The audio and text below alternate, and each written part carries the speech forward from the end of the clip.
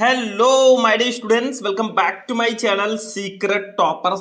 तो स्टूडेंट, अगर आप भी इस बार हो 12th में और आपको 2026 में क्लास 12 केमिस्ट्री का पेपर देना है तो स्टूडेंट आज के इस वीडियो को शुरू से लेकर लास्ट तक देख लेना। मैं केमिस्ट्री में आपका 5 से 8 नंबर इस वीडियो में कंप्लीट करवाने वाला हूं। अब ऐसा मैं क्यों बोल रहा हूं, क्योंकि इस वीडियो में हम 12th केमिस्ट्री के 5 ऐसे महत्वपूर्ण प्रश्नों को पढ़ेंगे ना, जो आपके बोर्ड एग्जाम में 2 नंबर और 3 नंबर में पूछे जाते हैं। बस इन 5 प्रश्नों को पढ़ लो, 5 प्रश्नों को पढ़ लो। हर साल बोर्ड एग्जाम में ये आते हैं और इससे बाहर कुछ नहीं आएगा भैया। जो क्वेश्चन आज मैं बताने वाला हूं वो आपके केमिस्ट्री के चैप्टर 1 और चैप्टर 2 के क्वेश्चन होंगे। यानी कि चैप्टर 1 और चैप्टर 2 दोनों के क्वेश्चन आज मैं इस वीडियो में बताने वाला हूं। ये क्वेश्चन आपके बोर्ड एग्जाम में लगातार पूछे जाते हैं। एक एक क्वेश्चन बहुत ज्यादा स्पेशल है, तो हम इस क्लास को स्टार्ट करेंगे जो कि बहुत ही ज्यादा स्पेशल क्लास है। ठीक है, एक एक करके हम सारे क्वेश्चंस को आज पढ़ने वाले हैं। देखो यहां पे मैंने इसका लिस्ट भी बना रखा है जो क्वेश्चन मैं बताऊंगा। सबसे पहला क्वेश्चन मैंने विलेन चैप्टर से लिया है, 2018 और 24 में आ चुका है तो 26 में आ सकता है। दूसरा क्वेश्चन मैंने ये लिया भैया, लगातार बोर्ड एग्जाम में पूछा जाता है, दूसरे चैप्टर का क्वेश्चन है। तीसरा और चौथा क्वेश्चन जो है इतना ज्यादा इंपॉर्टेंट है कि मैं लफ्जों में बयान नहीं कर सकता। पांचवा क्वेश्चन एक न्यूमेरिकल एनसीईआरटी का। ये सारे के सारे क्वेश्चन ट्रेंडिंग वाले हैं। तो चलिए एक एक करके हम सारे क्वेश्चन को सॉल्व करते हैं। बस आप इस वीडियो को लाइक कर देना, चैनल को सब्सक्राइब करके जो हमारी छोटी सी फैमिली है ना उसको बड़ा करने में आप ही हेल्प कर सकते हैं। तो चलिए भैया एक एक करके हम सारे क्वेश्चंस को पढ़ते हैं। सबसे फर्स्ट जो हमारा क्वेश्चन है ना, ये एक न्यूमेरिकल है हमारे विलेन चैप्टर का। इसको समझ लो, फिर एक एक करके हम सारे क्वेश्चन समझेंगे। देखो मैंने यहां पर इस क्वेश्चन को लिख रखा है और यहीं पर हम इसको सॉल्व भी करेंगे। देखो फर्स्ट क्वेश्चन, 1.822 ग्राम कार्बनिक यौगिक जिसका अणुभार 155 है, इसको 100 ग्राम बेंजीन में घोलने पर हिमांक में 0.60 डिग्री सेल्सियस की कमी पाई गई। बेंजीन के मोलल अवनमन स्थिरांक की गणना कीजिए। मतलब ये जो है हिमांक में अवनमन, जो टॉपिक मैंने आपको पढ़ाया था उसी से रिलेटेड ये क्वेश्चन है। मतलब 1.822 ग्राम कार्बनिक यौगिक है जिसका अणुभार 155 है, इसको 100 ग्राम बेंजीन में घोला गया है। तो बताओ इसमें विलेय क्या होगा, विलायक क्या होगा। देखो 1.822 ग्राम कार्बनिक यौगिक है तो ये विलेय होगा, और ये जो 100 ग्राम है ये विलायक होगा, क्योंकि जिसकी मात्रा विलयन में कम होती है वो विलेय होता है, जिसकी मात्रा ज्यादा होती है वो विलायक होता है।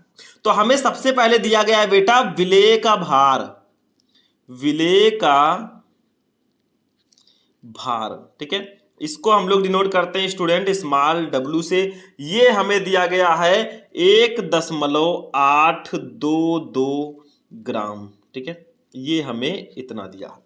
दूसरी चीज क्या दिया है हमें, विलेय का अणुभार भी दिया गया है। तो यहां पे लिखेंगे विलेय का, देखो ध्यान से समझो, जो जो दिया गया पहले उसको हम लिखेंगे तभी न्यूमेरिकल आसानी से सॉल्व होगा। तो विलेय का अणुभार, इसको हम लोग डिनोट करते हैं m से। ये दिया गया है बच्चों 155। ठीक है, उसके बाद हमें दिया गया विलायक का भार 100 ग्राम। ठीक है, तो यहां पे लिखेंगे बेटा विलायक का भार, इसको हम लोग डिनोट करते हैं स्टूडेंट कैपिटल W से। देखो विलेय के भार को स्मॉल w, विलायक के भार को कैपिटल W से डिनोट करते हैं। ये 100 ग्राम दिया गया है। ठीक है, उसके बाद में क्या कहा गया कि जब इसको घोला गया तो बेंजीन में घोलने पर हिमांक में 0.60 डिग्री सेल्सियस की कमी पाई गई।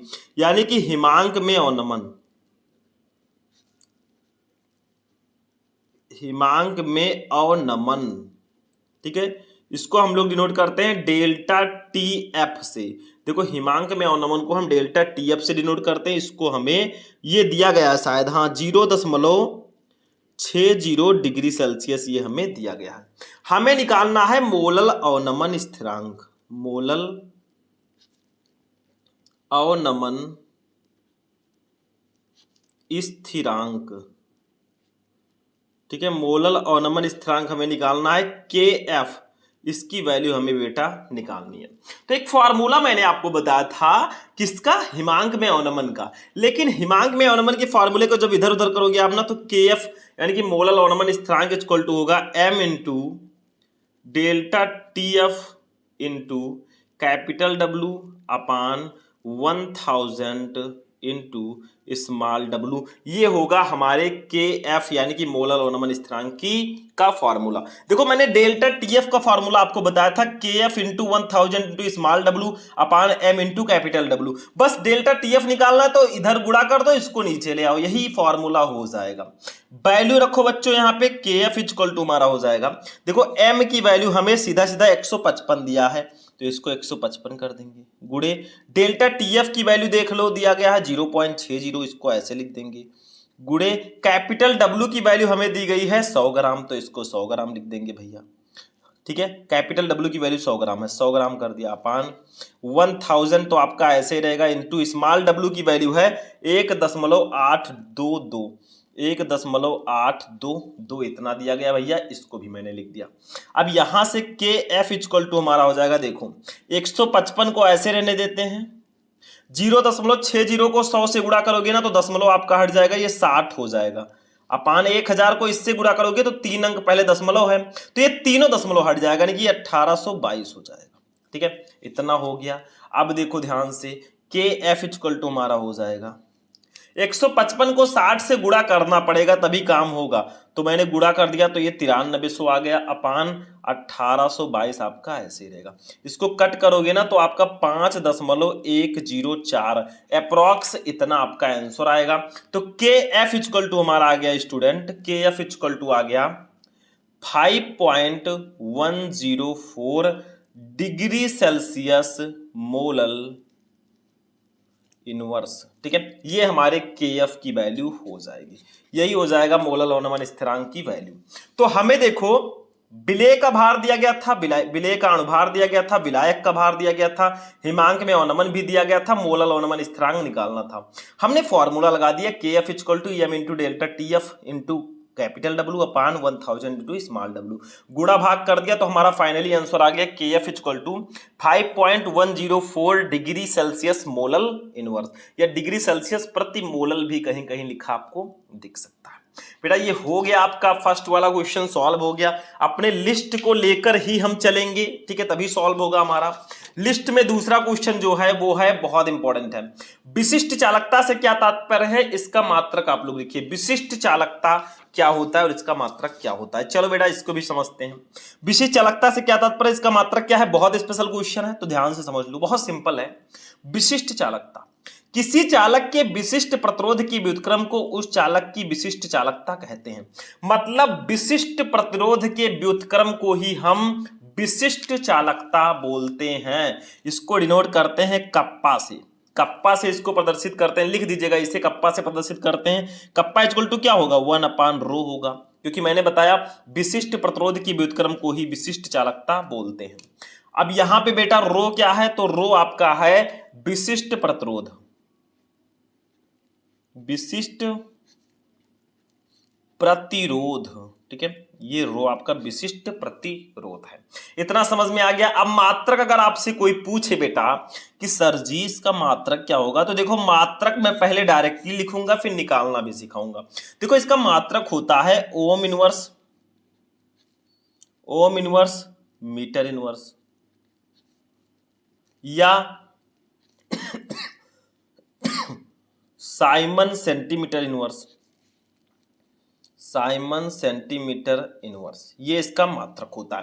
लेकिन अब कुछ बच्चे कहेंगे सर जी कैसे निकालेंगे, देखो आप लिखिएगा मत, मैं निकालना सिखा देता हूं। देखो रो की जो वैल्यू होती है, पहले रो का मात्रक निकाल लेते हो, तो रो इक्वल टू होता है R into A upon L. अब आर है प्रतिरोध, प्रतिरोध का मात्रक हो जाएगा ओम, ए है क्षेत्रफल, क्षेत्रफल का मात्रक हो जाएगा मीटर स्क्वायर, ठीक है, अपान एल है लंबाई, लंबाई का मात्रक हो जाएगा मीटर। तो ये हो गया, स्क्वायर से 1 मीटर कैंसिल हो जाएगा, तो रो का जो मात्रक आएगा ना, रो का वो आ जाएगा बेटा ओम मीटर आया, ओम मीटर। ठीक है, अब चूंकि मैंने आपको बताया है कप्पा इक्वल टू होता है 1/ρ, तो रो के जगह पर हम रख देंगे ओम मीटर को। देखो ध्यान से समझो, कप्पा इक्वल टू रो के जगह पर हम रख देंगे 1/ओम मीटर, ओम मीटर। अब ओम मीटर को जब हम ऊपर लाएंगे बच्चों तो हमारा हो जाएगा kappa equal to ohm inverse metre inverse. Ohm inverse metre inverse, या इसी को लिखते हैं फाइमन सेंटीमीटर इनवर्स। ठीक है, जैसा मैंने ऊपर ये बताया, बस यही होगा। तो विशिष्ट प्रतिरोध की व्युत्क्रम को विशिष्ट चालकता कहते हैं। कप्पा इक्वल टू 1/रो, रो है विशिष्ट प्रतिरोध। इसका मात्रक होगा ओम इनवर्स मीटर इनवर्स या साइमन सेंटीमीटर इनवर्स। अब मैंने रो का मात्रक निकाल दिया, फिर कप्पा इक्वल टू 1/रो होता है, तो इसका मात्रक भी हो चुका है।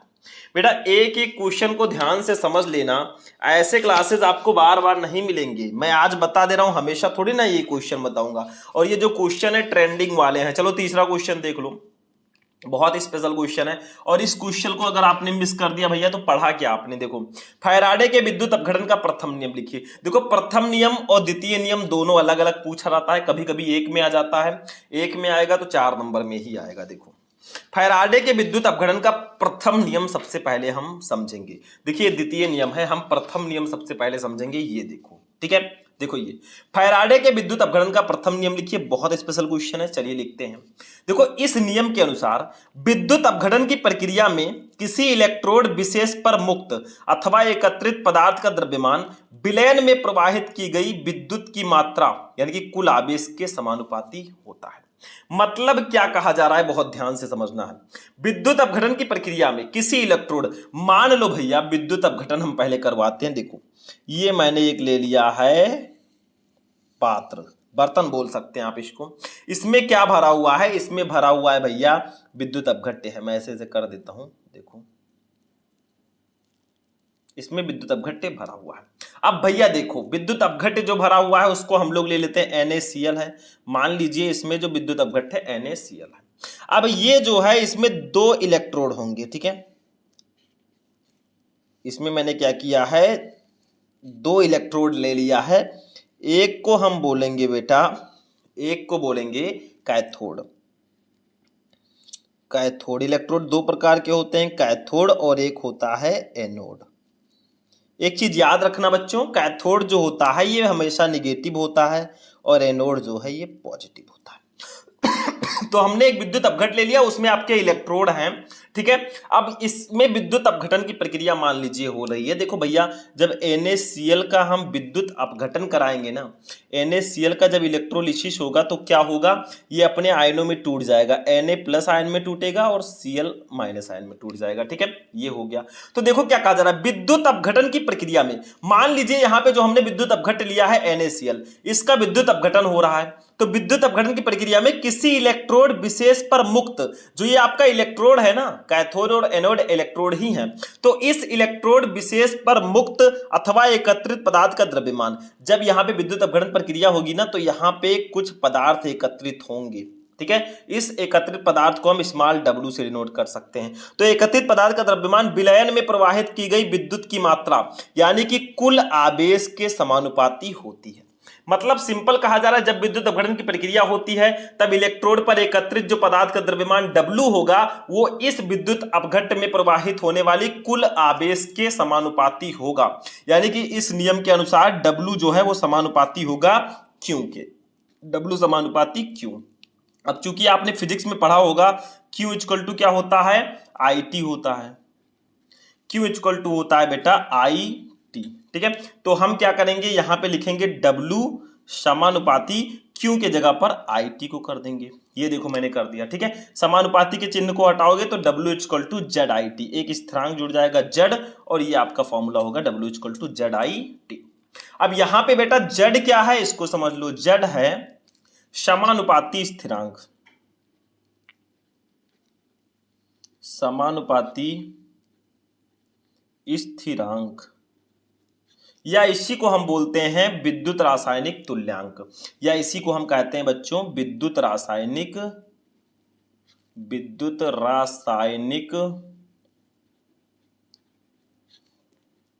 तुल्यांक, ठीक है। ये आपका हो जाएगा, ठीक है। तो समझ में आया, बहुत सिंपल सा है। पहला नियम क्या है कि इस नियम के अनुसार विद्युत अपघटन की प्रक्रिया में किसी इलेक्ट्रोड पर एकत्रित पदार्थ का द्रव्यमान जो W है इस विद्युत अपघट्य में प्रवाहित की गई कुल आवेश के समानुपाती होगा। W समानुपाती Q, W है इलेक्ट्रोड पर एकत्रित पदार्थ का द्रव्यमान। ठीक है, Q equal to I T होता है तो W समानुपाती I T, W equal to जब समानुपाती के चिन्ह को हटाएंगे तो Z जुड़ेगा, Z आई टी हो जाएगा। Z है समानुपाती स्थिरांक या विद्युत रासायनिक तुल्यांक। बस हो गया बेटा फर्स्ट नियम। आई होप कि आपको समझ में आ चुका होगा। अब बारी आती है बच्चों दूसरे नियम की, मतलब हमारे लिस्ट में जो नेक्स्ट क्वेश्चन है ना, देखो चौथा क्वेश्चन जो है वो है फैराडे के विद्युत अपघटन का दूसरा नियम लिखिए। तो पहला नियम अगर आपने पढ़ लिया तो दूसरा नियम भी पढ़ लो। क्या है इसमें, देखो इसमें क्या है, थोड़ा सा चेंजेस है। देखो फैराडे के विद्युत अपघटन का दूसरा नियम बहुत स्पेशल है। देखो इस नियम के अनुसार जब श्रेणी क्रम में जुड़े विभिन्न विद्युत अपघट्यों के विलयनों में समान मात्रा में धारा प्रवाहित की जाती है तो इलेक्ट्रोडों पर मुक्त पदार्थों के द्रव्यमान उनके तुल्यांकी भारों के समानुपाती होते हैं। जैसे मान लो यहां पर जो है दो इलेक्ट्रोड हैं, दो आपके ऐसे सेल होंगे। ठीक है, देखो ये आपके हैं, इसमें क्या होगा, विद्युत अपघट्य होगा जो कि उसमें भी था। ठीक है, ये विद्युत अपघट्य आपका हो गया। देखो ध्यान से समझो, ये क्या कहा जा रहा है कि जब श्रेणी क्रम में जुड़े दो विभिन्न विद्युत अपघट्यों, मान लीजिए ये दोनों श्रेणी क्रम में जुड़े हैं और इसमें आपके इलेक्ट्रोड भी तो होंगे, इलेक्ट्रोड को कहां भूल गए आप लोग। ठीक है, तो ऐसे दो इलेक्ट्रोड भी आप लोग बना दीजिए। देखिए ध्यान से समझिए आप लोग। ठीक है, ये हो गया। तो एक आपका होगा एनोड कैथोड, मतलब मैं माइनस और प्लस लिख देता हूं, आप लोग समझ जाइएगा, माइनस और प्लस। ठीक है, मतलब माइनस वाला कैथोड, प्लस वाला एनोड। अब देखो दोनों को मैंने श्रेणी क्रम में जोड़ रखा है। ठीक है, तो जब श्रेणी क्रम में जुड़े, मान लीजिए NaCl आपका यहां पे भी है, ऐसे मान लो दोनों विद्युत अपघट्ट आपके NaCl हैं। तो जब श्रेणी क्रम में जुड़े विभिन्न विद्युत अपघट्यों के विलयनों में समान मात्रा में धारा प्रवाहित की जाएगी। मान लीजिए इन दोनों विद्युत अपघट्यों में जो हम धारा प्रवाहित करते हैं I, वो समान मात्रा में हम प्रवाहित कर रहे हैं, तो क्या होगा, तो इलेक्ट्रोडों पर मुक्त अथवा एकत्रित पदार्थ का द्रव्यमान, तो इस इलेक्ट्रोड पर एकत्रित जो पदार्थ का द्रव्यमान होगा ना, इलेक्ट्रोड पर एकत्रित पदार्थ का द्रव्यमान होगा, उनके तुल्यांकी भारों के समानुपाती होगा। जैसे मैंने दो यहां पे लिए हैं, दो सेल लिए हैं। ठीक है, तो मान लीजिए पहले का जो द्रव्यमान है, पहले इलेक्ट्रोड पर एकत्रित पदार्थ का द्रव्यमान वो W1 है, तो W1 होगा तुल्यांकी भार के समानुपाती। तुल्यांकी भार को E से डिनोट करते हैं तो E1 हो जाएगा। W2 ये दूसरे वाले पर जो एकत्रित पदार्थ की मात्रा होगी वो किसके समानुपाती होगी, E2 के समानुपाती होगी। E1 E2 क्या है, ये आपका तुल्यांकी भार है। और यही कहा गया है इस नियम में, देखो जब श्रेणी क्रम में जुड़े विभिन्न विद्युत अपघट्यों के विलयनों में समान मात्रा में विद्युत प्रवाहित की जाती है, जब इन दोनों श्रेणी क्रम में जुड़े विभिन्न विद्युत अपघट्यों में हम समान मात्रा में धारा I को प्रवाहित करते हैं ना, धारा को प्रवाहित करते हैं, तो क्या होता है, तो इलेक्ट्रोडों पर मुक्त अथवा एकत्रित पदार्थ का द्रव्यमान, तो इस इलेक्ट्रोड पर एकत्रित जो पदार्थ का द्रव्यमान होगा उनके तुल्यांकी भार के समानुपाती होगा। यानी कि इसके लिए हमने मान लिया W1 समानुपाती E1, W2 समानुपाती E2। इसको हम ऐसे भी लिख सकते हैं W1 upon W2 equal to हम लिख सकते हैं E1 अपान E2, मतलब जो एकत्रित पदार्थ का द्रव्यमान है उनके तुल्यांकी भारों के समानुपाती है। तो इसको हम ऐसे भी लिख सकते हैं। अब चूंकि आपको पता ही है, एक फॉर्मूला मैं और आपको बता देता हूं, W इक्वल टू क्या होता है, W इक्वल टू ZIT होता है। ZIT अभी मैंने फर्स्ट नियम में बताया है। ठीक है, तो आपका क्या होगा, W1 के जगह पर हम लोग लिख देंगे Z1 IT हो जाएगा और W2 के जगह पर Z2 IT हो जाएगा। ठीक है, क्योंकि W1 है तो Z1 IT होगा और इधर हो जाएगा E1 अपान E2। अब यहां से हम क्या करेंगे, IT से IT कैंसिल कर देंगे बेटा। तो जब हमने IT से IT कैंसिल कर दिया ना, तो हमारा आया Z1 upon Z2 equal to हो जाएगा E1 अपान E2। ठीक है, ये हमारा हो जाएगा बेटा कि जो हमारा विद्युत रासायनिक तुल्यांक है, जो Z है ना विद्युत रासायनिक तुल्यांक, वो भी हमारे तुल्यांकी भार के समानुपाती होता है। एक चीज आप यहां पे और लिख सकते हैं भैया कि Z1 upon Z2 equal to W1 upon W2 भी लिख सकते हैं, क्योंकि देखो W1 upon W2 equal to E1 upon E2 है, तो E1 अपान E2 जो है W1 अपान W2 के बराबर है, तो यहां पे हम W1 अपान W2 भी लिख सकते हैं। तो एक बार मैं पुनः इसको बताना चाहूंगा। देखो दूसरा नियम, जब श्रेणी क्रम में जुड़े विभिन्न विद्युत अपघट्यों के विलयनों में समान मात्रा में विद्युत प्रवाहित की जाती है, तो इलेक्ट्रोड पर एकत्रित पदार्थ का द्रव्यमान उनके तुल्यांकी भार के समानुपाती होता है। यानी कि W1 समानुपाती E1, W2 समानुपाती E2। W1 upon W2 equal to E1 upon E2 लिख सकते हैं, जहां पे E है आपका क्या है ये? तुल्यांकी भार है। W इक्वल टू ZIT होता है तो W1 की जगह पर Z1IT हो जाएगा, W2 के जगह पर Z2IT हो जाएगा इक्वल टू E1/E2। यहाँ पे हमारा Z1/Z2 इक्वल टू E1/E2 भी होगा। तो ये भी आपका एक फॉर्मूला निकल कर आ गया है भैया, और ये वाला क्वेश्चन भी हमारा हो चुका है। अब हम अपना लास्ट क्वेश्चन देखेंगे बेटा, पांचवा क्वेश्चन जो हमारा है, इसी चैप्टर का हमारे न्यूमेरिकल है और हमारी लिस्ट में ये 5वें नंबर पर रखा गया है लास्ट क्वेश्चन। ध्यान से समझ लो। 298 केल्विन पर 0.20 m KCl विलयन की चालकता 0.0248 साइमन सेंटीमीटर इनवर्स है। इसकी मोलर चालकता का परिकलन कीजिए। भैया बहुत ज्यादा स्पेशल ये क्वेश्चन है। मतलब हमें क्या क्या दिया गया है, देखो हमें 298 केल्विन, हमें टेम्परेचर से मतलब नहीं है, इससे कोई खास हमें मतलब नहीं है। हमें मतलब है इससे 0.20 m जो दिया है ना, ये मोलरता दी गई है। ठीक है, तो यहां पे हम लिखेंगे देखो, और विलयन की चालकता 0.0248 साइमन सेंटीमीटर इनवर्स है। साइमन सेंटीमीटर इनवर्स किसका मात्रक होता है? विशिष्ट चालकता का। तो हमें कप्पा की वैल्यू भी दी गई है। कप्पा इसकी वैल्यू है 0.0248 साइमन सेंटीमीटर इनवर्स। उसके बाद में हमें मोलरता भी दी गई है। मोलरता जिसको हम मोलरिटी बोलते हैं, मोलरता m भी हमें दिया गया है। ये कितना दिया गया है बेटा? ये दिया गया है 0.20 m। ठीक है, 0.20 m इतना दिया गया है। ठीक है, हमें क्या निकालना है? मोलर चालकता का परिकलन करना है। तो यहां पे लिखेंगे मोलर चालकता, इसको हम लोग डिनोट करते हैं लैम्डा m से। ये हमें निकालना है। तो भैया लैम्डा m का एक फॉर्मूला होता है, देखो मोलर चालकता का एक फॉर्मूला होता है, वो होता है कप्पा इंटू 1000 अपान मोलरता। ये फार्मूला होता है मोलर चालकता का। बेटा यही फार्मूला होता है, इसी फार्मूले पर हम वैल्यूज को रख देंगे और हमारा आंसर आ जाएगा। देखो कप्पा की वैल्यू है 0.0248 इंटू 1000 है ये, अपान मोलरता की वैल्यू है 0.20 है। ठीक है, अब क्या करेंगे, बहुत ध्यान से समझना अब आप लोग। लैम्डा m इक्वल टू आपका हो जाएगा, देखो 0.0248 को जब 1000 से गुणा करोगे ना, तो यहाँ 3 अंक पहले दशमलव लग जाएगा, 1 2 3, तो ये हमारा हो जाएगा बेटा, सॉरी ये 24.8 हो जाएगा। देखो 3 अंक इधर चला जाएगा दशमलव, तो 24.8 बचा अपान 0.20। इसको क्या करो, ऊपर 10 से गुणा कर दो, नीचे 10 से गुणा कर दो, तो आपका इजी हो जाएगा। ठीक है, बहुत इजी हो जाएगा। तो ये हो जाएगा लैम्डा m इक्वल टू हो जाएगा 24.8 का जब 10 से गुणा करोगे तो 248 आ जाएगा, अपान ये 2 हो जाएगा। देखो 0.20 जो है 2 हो जाएगा। इसको कट करोगे तो आपका 2 1 जा 2, 2 2 जा 4, 2 4 जा 8, 124 आएगा। जो लैम्डा m की वैल्यू आई बेटा ना, वो 124 Simon centimetre square mole inverse इसका मात्रक हो जाएगा मोलर चालकता का। देखा बच्चों, ये हमारा न्यूमेरिकल सॉल्व हो गया। मात्रक जरूर लिखना लास्ट में। तो भैया हमें विशिष्ट चालकता दी गई थी 0.0248, मोलरता दी गया था 0.20 m, मोलर चालकता हमें निकालना था लैम्डा m। तो लैम्डा m इक्वल टू होता है कप्पा इंटू 1000 अपान मोलरता। कप्पा की वैल्यू 0.0248 इंटू 1000 अपान 0.20, ये हो जाएगा 24.8 अपान 0.20। 10 से गुणा कर दो ऊपर नीचे, भैया आपका 248/2 आया, और लैम्डा m की वैल्यू आ गई 124 Simon centimetre square mole inverse. बस हो गया बेटा, ये भी क्वेश्चन सॉल्व हो चुका है। अब हमारी लिस्ट में जो पांचों क्वेश्चन थे बेटा ना, 1 2 3 4 5, पांचों हाई रेटेड क्वेश्चन थे। पांचों क्वेश्चंस को मैंने सॉल्व करवा दिया है, आपका काम हो चुका है, और फाइनली आपके जो है 5 से 8 नंबर कंप्लीट हो गए अगर आप पूरा क्वेश्चन सॉल्व कर लोगे। तो आज का वीडियो कैसा लगा? वीडियो को जाते जाते लाइक करना, चैनल पर नए चैनल को सब्सक्राइब कर लेना।